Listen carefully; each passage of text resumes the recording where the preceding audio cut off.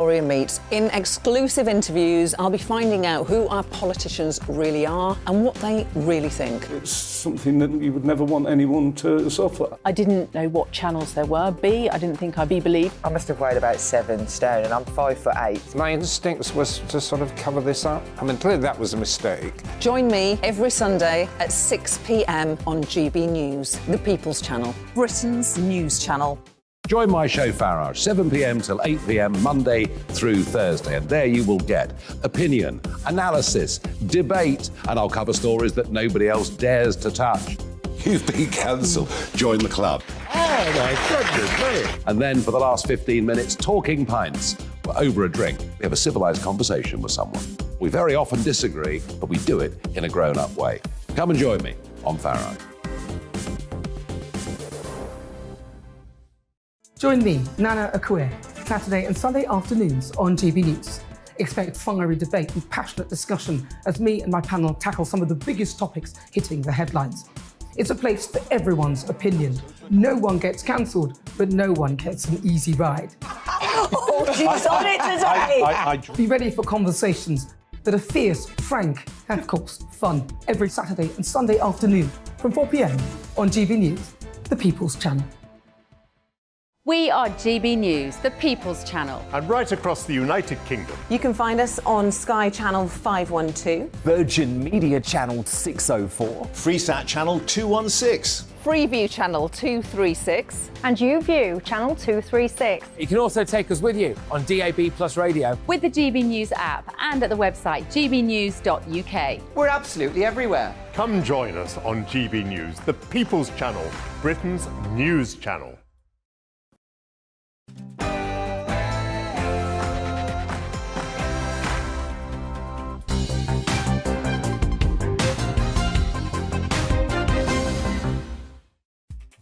President Zelensky is in the United Kingdom. He'll be addressing Parliament this afternoon. In what's turned out to be a momentous political week, we'll be exploring Britain's commitment to the Ukrainian cause, why President Zelensky is visiting Britain ahead of the EU, and we'll be exploring this cabinet reshuffle too. All that to come after the headlines.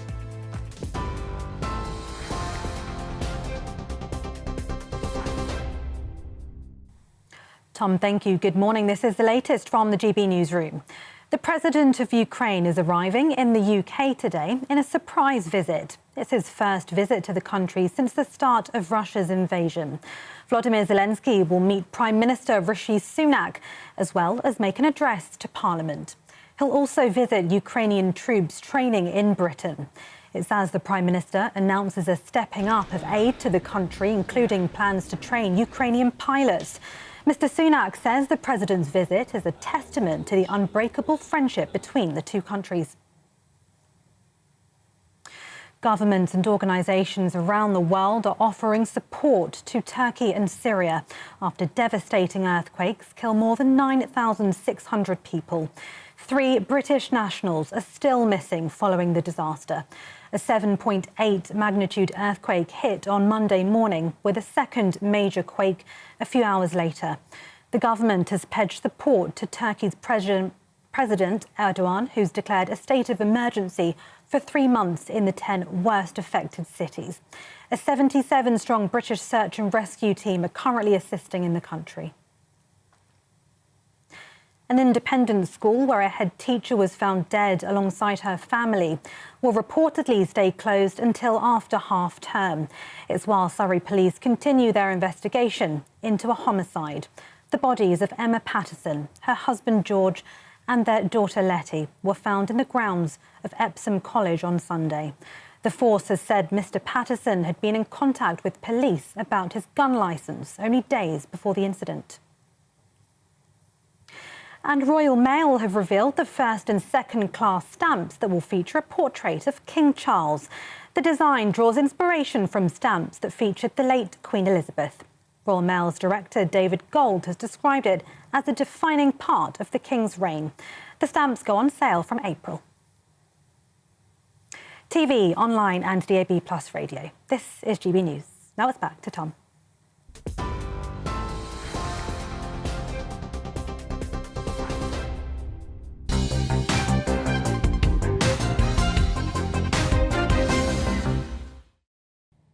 A very good morning to you. It's 9:34 and this is The Briefing with me, Tom Harwood, on your TV and your radio. Now, first this morning, President Zelensky has left his country for the second time since Russia's brutal full-scale invasion last year. In a historic visit to Britain, the Ukrainian leader will meet Prime Minister Rishi Sunak, address Parliament and visit a site of UK elite training of Ukrainian troops, which of course has been taking place since 2014. Notably, London is second only to Washington, DC with regard to Zelensky's travel itinerary. And today, Prime Minister Rishi Sunak will announce that training will be expanded from Ukrainian soldiers to Marines and fighter jet pilots too.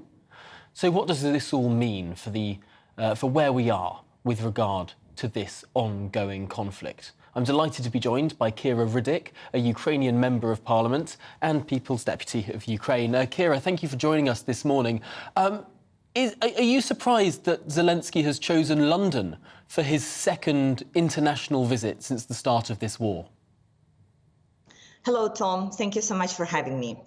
You know, I'm not surprised because, as you said yourself, second to only United States as our ally, we are so grateful to the United Kingdom, your government and people for all the support that we received. I think it's only natural that President pays his respect and shows the gratefulness of Ukrainian people to the British people, saying, thank you for all the support and thank you for helping us, pushing back, and please stay with us because we are going to win this war. It's interesting to see this sentiment, I think, is held very deeply throughout the United Kingdom. Wherever you go in our towns and cities, you'll see houses and public places flying Ukrainian flags, standing strong with that cause. Is that something you see in other countries as well, or is this necessary? Will Zelensky be going on more international visits to make sure that sort of the focus on Ukraine is not dimmed as these months go on? You know, I have traveled to 34 countries over the last year since the full-scale invasion started. And I think we were able to gather pretty strong alliance of democratic countries that support us. Not because we are Ukraine, but because we are democracy and we stand for the same values. But I can tell you honestly, there has not been such a warm welcome as in Britain every time I come. There has not been such welcome in like smallest cities and with the organizations that I would never expect it from. So we truly support the president's visit, and we do hope that everybody will feel what we feel. The true gratefulness for what is happening right now with the Democratic Alliance and the role that Britain is playing in it, one of the leading roles. What do you think the significance is of President Zelensky not only going to Downing Street and to the Palace of Westminster, but also to a site of training Ukrainian troops as well? This is perhaps more of a working as well as a political visit. You know, Tom, the fuel that we are running right now is called hope. And the fact that our Marines and our fighter jet pilots, we hope, are being trained to then be able to push back Russian forces is truly important for Ukrainian people to know not only that we are receiving the support right now, but that we have a true prospect of having well-trained forces, more weapons, more supplies, and ability to really go forward and win. And do you expect that President Zelensky will be visiting Brussels later this week? We've seen some reports that was a tentative plan, although clearly there have been more leaks with regard to the European Union than there have been in the United States and the United Kingdom. Might the EU be third on the list? So it will all depend on the ability to have the proper security in place. We know that this is the crucial point, and not only for President Zelensky, but for everyone whom he will be meeting with, especially European Parliament that was in plans. So I think the prospects of this trip will remain silent until everything is in place and until everybody would feel like confident that it will all go as planned. Now, we're entering a really crucial stage in this war because, of course, Russia mobilised a greater number of troops several months ago. Those numbers have not yet hit the front lines in Ukraine, but they may well be coming on stream in the coming weeks and months. What is now the important thing for Ukraine to do to make sure that the line can not only be held, but that Ukraine can continue to take back territory that the Russians have encroached upon? A year from the beginning of full-scale invasion, we are still in David versus Goliath situation. Russia still has an enormous amount of human force, and they are still producing weapons, and they are buying them from Iran. So for us, we have to also get as many weapons as possible on our side. We have to be smarter, we have to be more organized, we have to be more modern, and we still have to be motivated because we are fighting for our own country, for our own land. We do not have any other strategy that is better than that. And what we also learned, that we can only fight this horde back when we are supported by our allies. So this is basically what we are doing. We are asking for more weapons. We are mobilizing our forces. We are making sure that we stay united and motivated. And we hope that the international pressure and the sanctions would weaken Russia so they cannot continue spending so much resources on the war. However, we know that the fights are still to come, and we know that they are very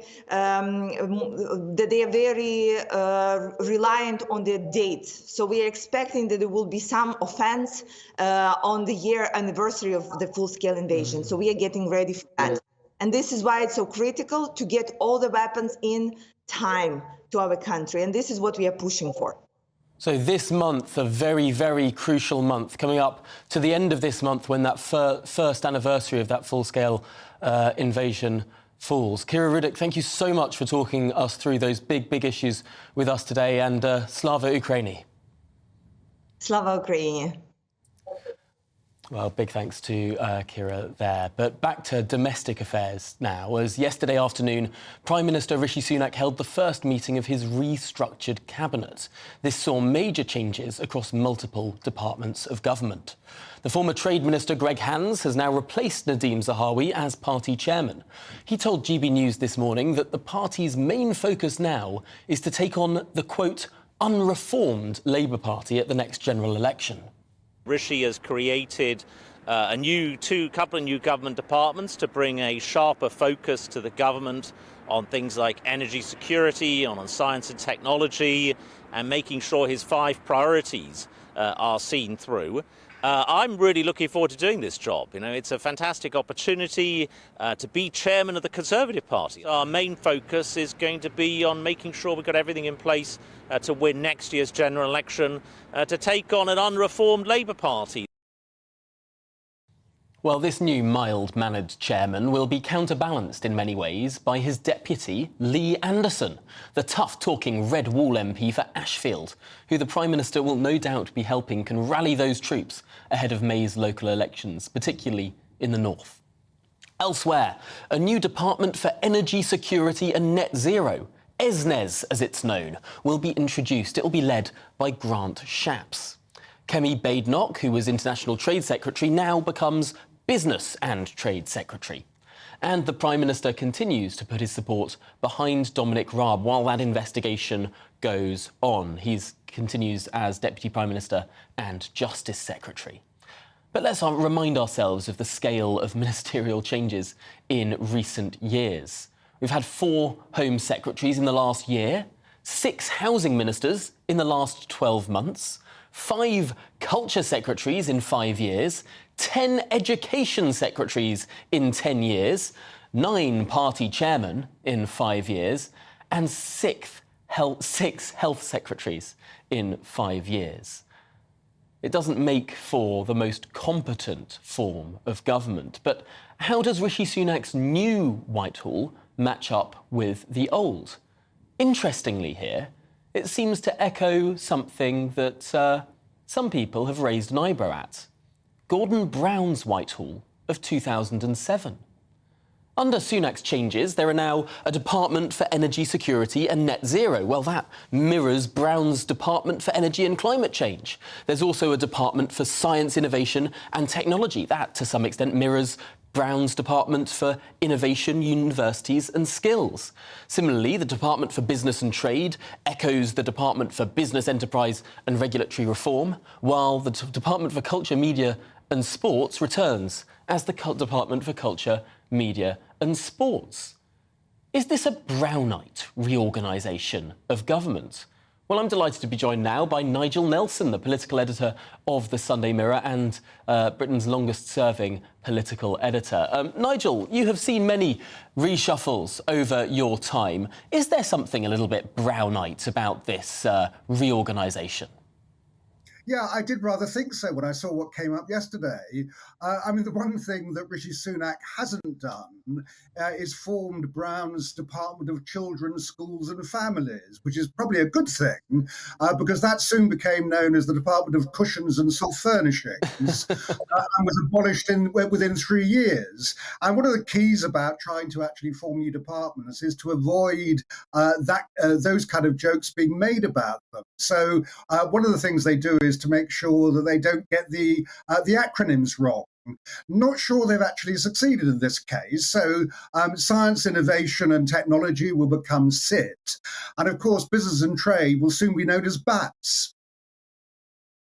Yes, I did see some speculation that science, innovation and technology could be science, technology and innovation, which would be the unfortunate STI. But they have turned it round the other way, so they've avoided that particular slip-up. I do wonder, however, how meaningful these changes will actually be. The faces sitting round the cabinet table are more or less the same.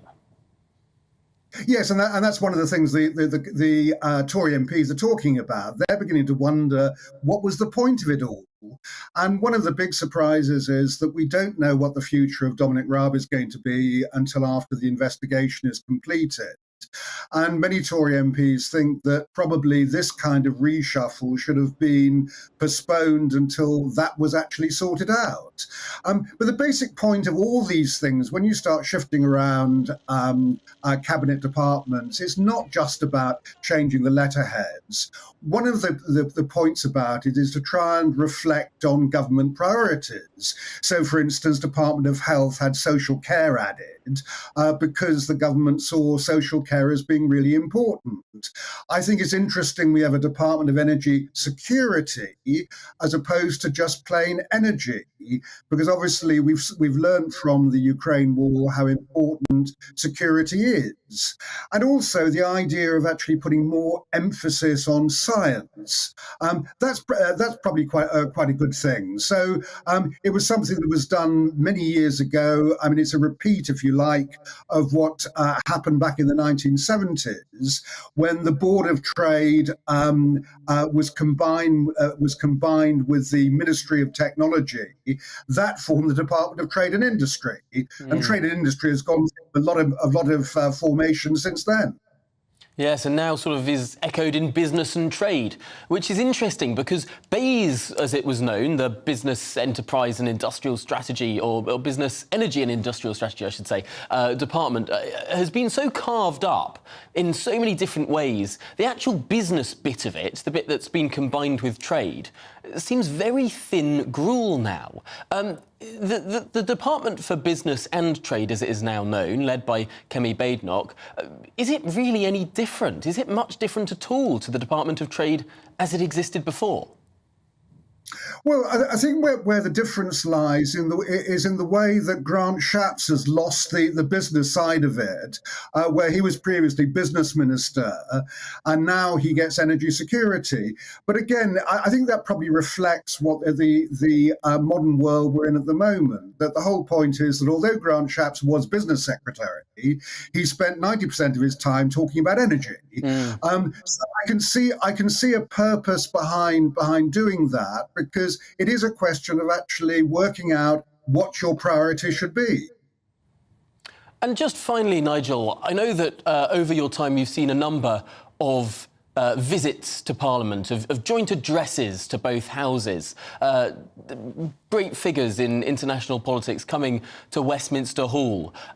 What exactly should we be expecting from the theatrics of today around Zelensky's visit? Well, I mean, he'll be making a speech in English to Parliament. What I found most interesting is how secret they've managed to keep it. When you get visits like this, you normally see an awful lot of preparations going around the House of Commons to prepare for it. I saw none of that yesterday. That the whole thing came as a huge surprise this morning, obviously for good security reasons. I think that the main purpose, obviously, of Zelensky's visit is to try and sort out what arms he can get from Britain, or rather what the extra arms he can get. And of course, the key thing and the controversial bit will be about training fighter pilots. What Zelensky has always been after is actually getting planes. And so far, the West has been reticent about handing those over, because there's always the danger that the war could stray over into Russian territory, which would take it to a different dimension.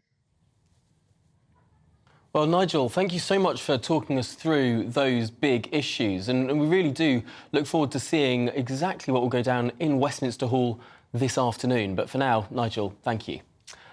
Let's look closer at this Whitehall shake-up now, because one of these most interesting changes is the creation of the Department for Science, Innovation and Technology, as we briefly touched on there. The Prime Minister's office said that this dedicated Department for Science, Innovation and Technology will drive the innovation that will deliver improved public services, create new and better paid jobs and grow the economy. They continued that having a single department focused on turning scientific and technical innovations into practical, applicable solutions to the challenges that we face will help make sure the UK is the most innovative economy in the world. But will it? And can this be a quote-unquote growth department? Well, Alice Denby is the Deputy Editor of CapEx and joins me now live in the studio. Alice, is this a growth department? It's difficult to say. I feel like this is a decision that makes sense. We know Grant Shapps is spending far too much time on energy, and separating the two makes sense. It reflects Rishi Sunak's, I think, sort of management consultant type approach to government. He likes tinkering under the hood, less focus on actual delivery so far. I think the problem with a science and innovation department is that governments don't create innovation. The free market does, businesses do. And governments have a very, very poor record of picking winners and of having industrial strategies that create innovation. So I'm not quite sure what he thinks he's going to achieve here.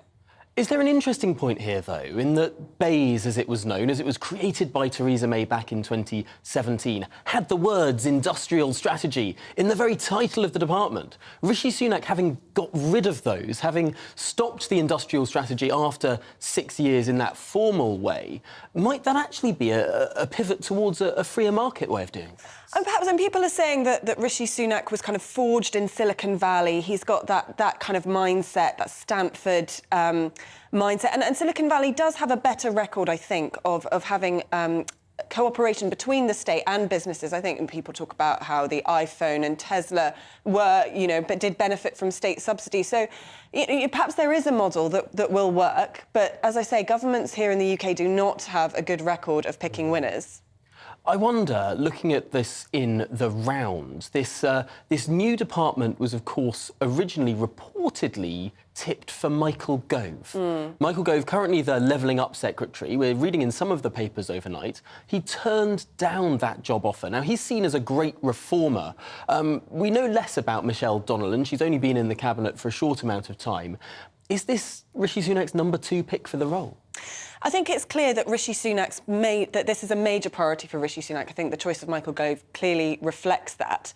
And I think what a lot of people who voted Conservative in 2019 on a completely different manifesto and mandate will be thinking, well, why are you abandoning levelling up? And I think, well, if this is a reflection of Rishi Sunak's priorities, is it a reflection of the electorate's priorities? Although I wonder if growth and levelling up really do go hand in hand. Perhaps a boon to science, innovation and technology, if it's gone about in the right way, if it's about getting the government off the backs of some of these sectors or pursuing projects like the Oxford-Cambridge ARC, if I can even get that out of my mouth, if they really go for projects like that, could it actually genuinely drive levelling up? Because there'll just be more growth in the economy to do that sort of levelling up. I think that's absolutely the right ambition to have. Rishi Sunak's problem is that he's got less than 2 years to deliver on this, and people who voted Conservative in 2019 who are struggling with the cost of living crisis, who have public services which simply don't work, who are battling with strikes.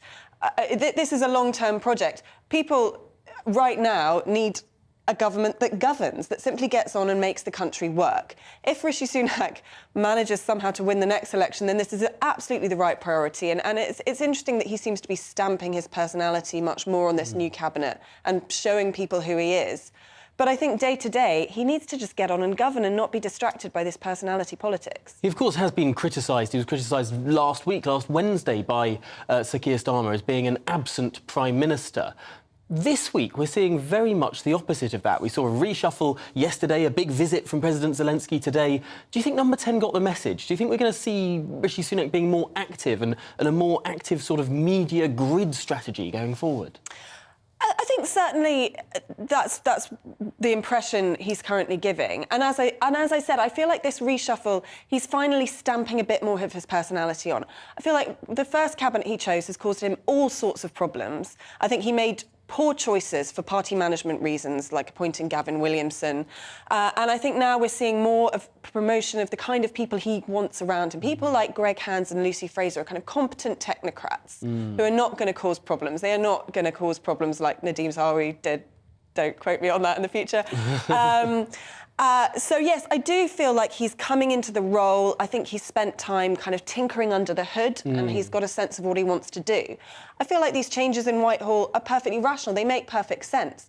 But are they also a reflection of the weakness in terms of actually having a sense of what he needs to get done in the next 2 years when he faces the electorate again? Really, really big questions there. It's that matter of how much time does he actually have? Well, Alice Denby, thank you so much for talking us through that big question there. The Department for Science, Innovation and Technology, not Science, Technology and Innovation, as some speculation was saying earlier.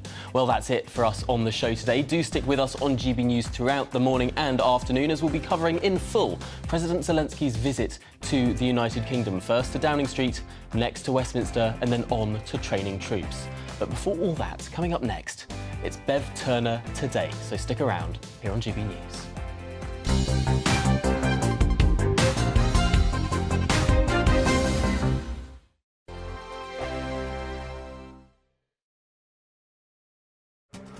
This year on GB News, we've got brand new members in the family. Join us. Across the entire United Kingdom, we cover the issues that matter to you.